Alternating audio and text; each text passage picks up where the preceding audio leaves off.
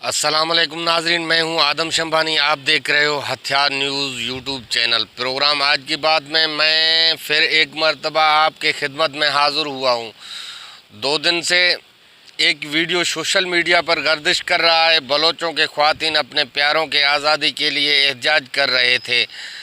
آئین پاکستان میں ہر کسی کو حق حاصل ہے کہ اپنے ناجائزیوں کے خلاف احتجاج کریں۔ بلوچ مرد و خواتین کراچی پریس کلب کے سامنے بھوک ہڑتالی کیمپ لگا کر بیٹھے تھے۔ سندھ پولیس آ کر ان نہتے خواتینوں پر لاٹھیاں برسا کر دوپٹے اتار کر پولیس موبائل میں ایسے پھینک رہے تھے جیسے کہ دیہاتی لوگ بھیڑ بکریاں ایسے طریقے سے گاڑیوں میں پھینکتے ہیں۔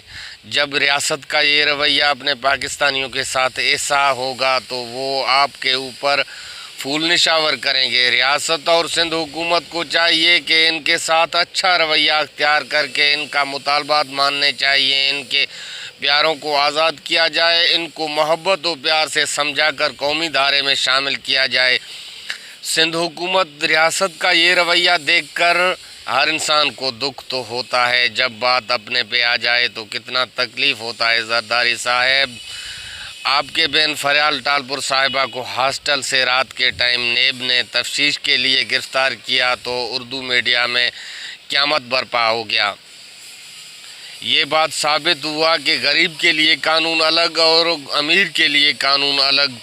زرداری صاحب اور بلال بھٹو صاحب، ان وقت آپ کو کتنا تکلیف پہنچا تھا۔ اس ملک پر رحم کریں، خدا نہ کرے میرے منہ میں خاک کے ایسا ہو جائے آپ بلوچوں پہ گولیاں مار کر تھک جائیں، بلوچ لوگ بغاوت میں اتر آ جائیں۔ ہر کسی کو اپنے ماؤں بہنوں کا عزت عزیز ہے، ایسا ماحول مت بناؤ بلوچ بغاوت پہ اتر آ جائیں۔ مجھے دیجیے اجازت، اپنے میزبان آدم شمبانی کو پھر آئیں گے کسی نیکسٹ پروگرام میں۔